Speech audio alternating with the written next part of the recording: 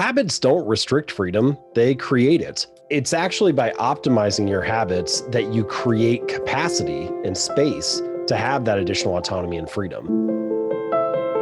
There's almost no successful person who became successful on their own. They almost always had a mentor. They almost always had people who gave them advice. We see this even in Stoicism. Marcus Aurelius has Rusticus. Seneca has his teacher Attalus. Epictetus has Musonius Rufus. Even James Stockdale is introduced to Stoicism by a philosophy teacher. We can find these teachers in many places in life, but what's key is that we ask them questions and then we actually apply what they have to teach to our actual lives. So one of the perks of the Daily Stoic podcast is that I've got to interview world-class performers, billionaires, artists, philosophers, the greats in so many different areas. And so I have selfishly used this platform to ask them things that I would like to know that can make me better at what I do. So in today's video, I want to give you some of the best answers and strategies these people gave me to make me better. I think they will help you as well.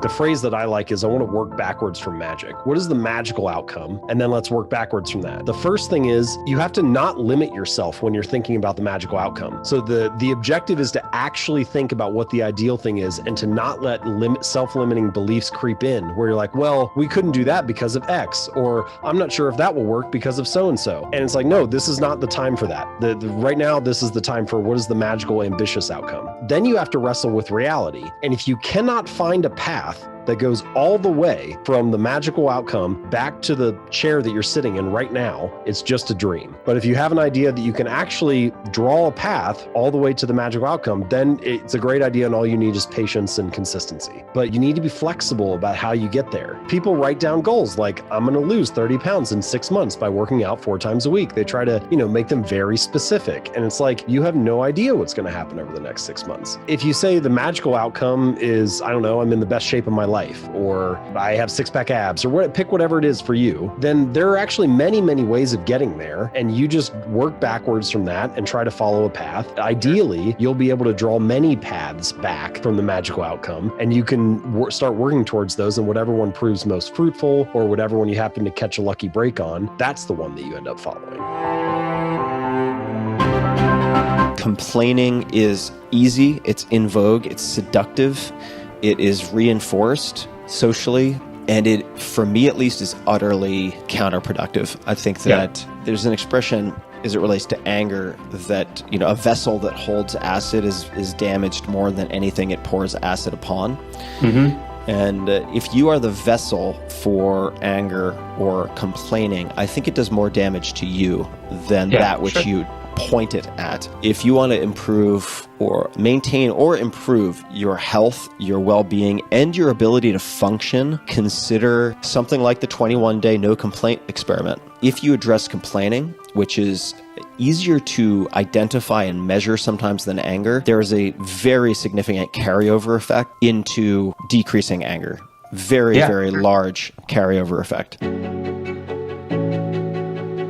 You know who one of the great Stoics of the 20th century was? No.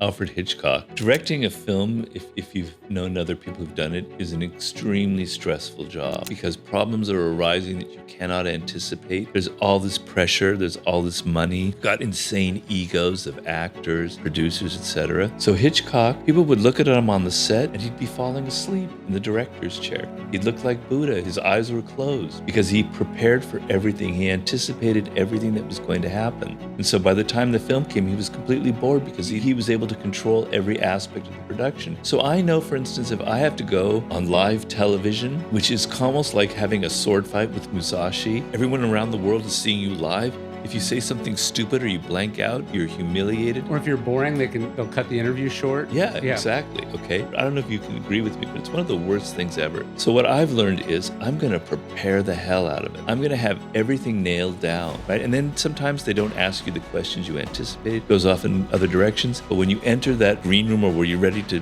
be interviewed, you have a calmness because you prepared. You know what your answers are going to be. You're not sitting there in the moment trying to figure things out. In The Art of Learning, Josh Waitzkin talks about how for his martial arts performances and competitions, before he would go out, he had like a little ritual that he did. And, a lot of athletes have this kind of pre-game routine or whatever. And gradually, over the course of a few years, he started paring it down and compressing it, making it smaller and smaller until he got it down to where it was just like 30 seconds or so. And it ended up serving him really well because he was at an international competition and he either was given the wrong information or misread the schedule or whatever. And he was taking a nap on one of the benches and they were like, hey, you're supposed to wrestle in like 3 minutes. And he woke up like groggy and kind of like goes through his 30-second routine and he was ready to compete. I've tried to develop something kind of like that with writing where, if I'm at home, I face a wall that doesn't have any windows. I put on my headphones, I listen to the same playlist every time. I grab a glass of water. Like I try to set up the environment the optimal way. And I can do that basically anywhere. I do it when I'm on a plane. I do it in a hotel room. And by compressing it down to something that's really short like that, I make it easier for myself to like get into this state of flow and perform at a high level, even if things aren't optimal. Yeah. And so you need to be able to have like something that you can carry with you and utilize that to get into your flow state or get ready to go. I have a consulting business. I work with a bunch of businesses, and the clients that accepted the reality that was upon us the fastest, they made the quickest changes and adapted. And really it just comes down to having humility, because if you're humble enough to say, I'm not perfect, I don't know everything, I'm not sure how long this is going to last, then you start to make adjustments. I think it's come down to if people have been getting their ass kicked over the last 4 or 5 months, well, guess what? It's time to adjust your plan and attack from a different direction. Yeah, one of my favorite Marcus Aurelius quotes, and I think it ties into to your message. It's weird to think he was writing during the Antonine Plague. He's like, no, it's unfortunate that this happened. And then he says, no, wait. It's fortunate that it happened to me because not everyone would have basically what I have. I did a series of podcasts about, there's a guy named Chesty Puller, who is kind of the biggest hero in the Marine Corps, 5 Navy Crosses, just the most iconic of all Marines. Sure. And his son was in the Marine Corps too, and his son wasn't quite the same kind of hardy stock that Chesty Puller was. Lewis Puller was more of a cerebral guy. He had glasses. He just wasn't this Marine, which is what his father was. But, he joined the Marine Corps. And then he went to Vietnam, 1968, and he ended up getting severely wounded. It's a totally tragic story. He ended up killing himself after he wrote an incredible book, which is called Fortunate Son, and it seemed like everything was going in the right direction. The book came out, Pulitzer Prize winner. I had another guy on my podcast who was also wounded in Vietnam.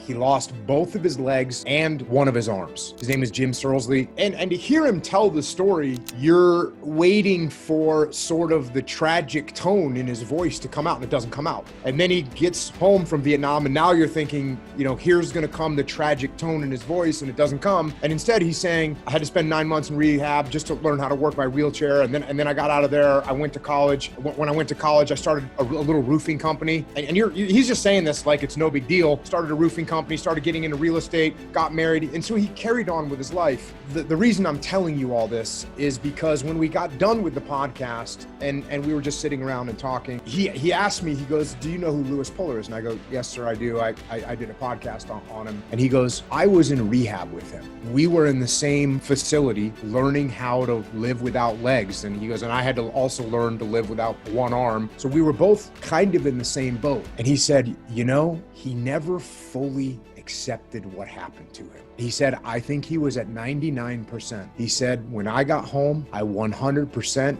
accepted that this is what had happened and I'm going to move forward. Things unfold in life. And if you want to sit there and, shake your fist at the sky and I've done that. And I know we all do that. But if that's what you continue to do, you're not going to be able to move forward. Sort of a common criticism, but also I think people are just kind of trying to poke holes or be snarky sometimes. They're like, well, I don't want to be a robot. I don't want to pigeonhole myself or, have every hour of the day planned or do the same thing every single time or whatever. Like, first of all, just separate from that, I don't know anybody who actually is like that. Like, I don't know anyone who actually can live life that way because life doesn't work that way. Every day, introduces other emergencies and things. Like, it kind of reminds me of people who are like, well, I don't know if I want to lift weights because I don't want to get huge like a bodybuilder. And I'm like, it does not happen that fast. Trust me, I've been trying to make it happen that fast for like 10 years, and it still doesn't work that quickly. Habits don't restrict freedom, they create it. You know, it's usually the people who have the worst habits that actually have the least amount of freedom. The people who have the worst like knowledge and reading and learning habits always feel like they're behind the curve. People who have the worst financial habits always feel like they don't have enough money or they're wondering where the next dollar is going to come from. It's actually by optimizing your habits that you create capacity and space to have that additional autonomy and freedom. Every action you take is like a vote for the type of person you want to become. And so by doing those habits, you're casting these little votes for the type of person that you are, the identity that you believe you have. You're sort of reinforcing that internal narrative by building small habits, by sticking to the process, in that moment reinforcing that identity. And ultimately, once you get to that point where you say, hey, actually, you know, I've done this enough times, I think this is part of my story. Like I am a basketball player, or I am a meditator, or I am a writer. You're no longer pursuing behavior change at that point. You're not trying to be someone new. You're just acting in alignment with the type of person you see yourself to be. I hope you like this video. I hope you subscribe. But what I really want you to subscribe to is our daily Stoic email, 1 bit of Stoic wisdom, totally for free to the largest community of Stoics ever in existence. You can sign up at dailystoic.com/email. There's no spam. You can unsubscribe at any time. I love sending it. I've sent it every day for the last 6 years, and I hope to see you there at dailystoic.com/email.